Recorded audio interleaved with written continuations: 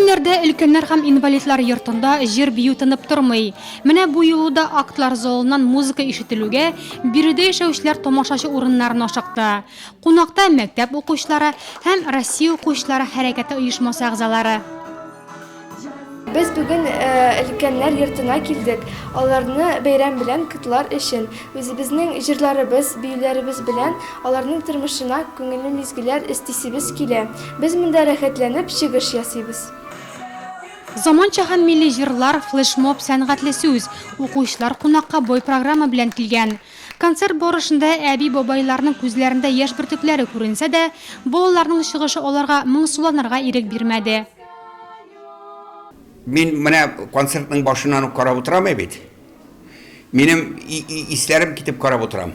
Балалар шул хәтле ихлас, шул хәтле риясыз, шул хәтле талантлылар дип әйтергә мин. Өстәп.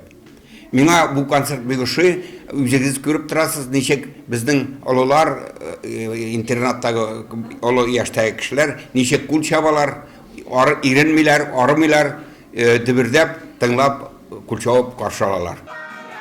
Россия укучылары хәрәкәте Татарстанда әле яңа оешма. Безнең районда ул бары икенче мәктәптә генә эшли.